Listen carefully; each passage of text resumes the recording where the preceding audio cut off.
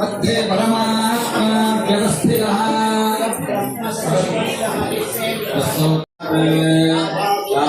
प्रवृत्तिभागिने नमो वयं वै श्रवणाय कुर्महे तमेकामान् कामकामाजमश्चम् कामेश्वरो वै श्रवणो ददातु कुबेराय वै श्रवण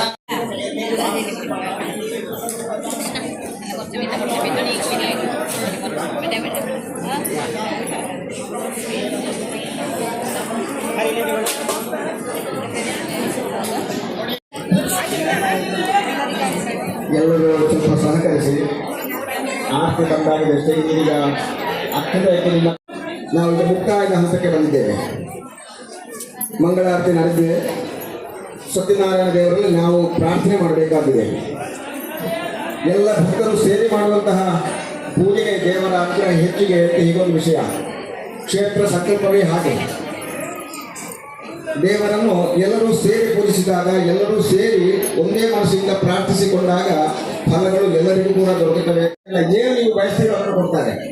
ಹಾಗಾಗಿ ನಾವಿಲ್ಲಿ ಅಪೇಕ್ಷೆ ಪಡುವಂತಹದ್ದು ಕ್ಷೇತ್ರ ಜೀರ್ಣಾಭಿವೃದ್ಧಿಯನ್ನು ಮಾಡುವುದು, ಕ್ಷೇತ್ರ ಜೀರ್ಣ ಅವಸ್ಥೆಯನ್ನು ಉತ್ತರಿಸುವಂತಹದ್ದು. ಆ ನಿಟ್ಟಿನಲ್ಲಿ ಎಲ್ಲರಿಗೂ ಕೂಡ ವಿಷಯ ಗೊತ್ತಾಗಬೇಕು. ಆಮೇಲೆ ಸಹಕರಿಸಲಿಕ್ಕುವಂತಹ ಒಂದು ವೇದಿಕೆ ನಿರ್ಮಾಣ ಆಗಬೇಕು. ಇದು ಇದರ ಮೂಲ ಉದ್ದೇಶ. ಅದರೊಂದಿಗೆ ಸತ್ಯನಾರಾಯಣ ದೇವರು ಕೂಡ ಅದಕ್ಕೆ ಪ್ರಾಪ್ತವಾದಾಗ ಈ ಕೆಲಸ ಸುಗಮವಾಗಿ ಸಾಗಬಹುದು ಎನ್ನುವಂತಹ ಒಂದು ಸಂಕಲ್ಪ. ಆ ನಿಟ್ಟಿನಲ್ಲಿ ಮಾಡಿಕೊಂಡಂತಹ ಸೇವೆಯನ್ನು, ಪೂಜೆಯನ್ನು ಸತ್ಯನಾರಾಯಣ ದೇವರು ಸ್ವೀಕರಿಸಬೇಕು. ಸಹಕರಿಸಿದಂತಹ ಇದಕ್ಕೆಲ್ಲ ಕೈ ಜೋಡಿಸಿದಂತಹ ಭಕ್ತರಿಗೆ ಒಂದೊಂದು ಅಪೇಕ್ಷೆಗಳಿರ್ಬೋದು, ಅವರ ಪ್ರಾರ್ಥನೆಗಳಿರ್ಬೋದು. ಅದನ್ನೆಲ್ಲವೂ ಕೂಡ ಸ್ವಾಮಿ ಅನುಗ್ರಹಿಸಬೇಕು.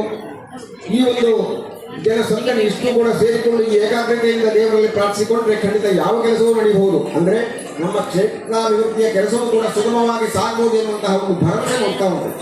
ಆ ನಿಟ್ಟಿನಲ್ಲಿ ನಾವೆಲ್ಲ ತಮ್ಮ ಅಗತ್ಯಗಳನ್ನು ದೇವರು ಪೂರೈಸಿಕೊಳ್ಬೇಕು ಅಂತ ಮನಸ್ಸಿನಲ್ಲೇ ಪ್ರಾರ್ಥನೆ ಮಾಡಿಕೊಳ್ಳಿ. ಒಟ್ಟಿಗೆ ನಾವು ಸೇರಿ ಕ್ಷೇತ್ರಾಭಿವೃದ್ಧಿ ಆಗಬೇಕು ಅಂತ ಎಂಬುದಾಗಿ ಸತ್ಯನಾರಾಯಣ ದೇವರ ಬದಲಲ್ಲೂ ಕೂಡ ನಾವು ಪ್ರಾರ್ಥನೆ ಮಾಡಿಕೊಳ್ಳೋಣ. ಪೂಜೆ ನಡೆಯಲಿಕ್ಕೆ ಎಲ್ಲರೂ ಅಲ್ಲಿಗೆ ಸಹಕರಿಸಬೇಕು. ಆಮೇಲೆ ಪ್ರಸಾದ ವಿತರಣೆ ಇದೆ. ಸತ್ಯನಾರಾಯಣ ದೇವರ ಪೂಜೆ ಈ ವೇದಿಕೆಯಿಂದಲೇ ಪ್ರಸಾದ ವಿತರಣೆ ನಡೆಯುತ್ತದೆ. ಎಲ್ಲರೂ ಸಹಕರಿಸಬೇಕು.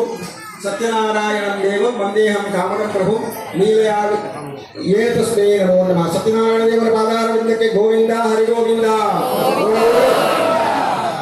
ಅಕ್ಕಿ ಕಾಳನ್ನು ಯಾರು ಎಸೆಯಬಾರದು. ಹರಿವಾಣ ತಮ್ಮಲ್ಲಿಗೆ ಬರುತ್ತದೆ, ಸಹಕರಿಸಿ.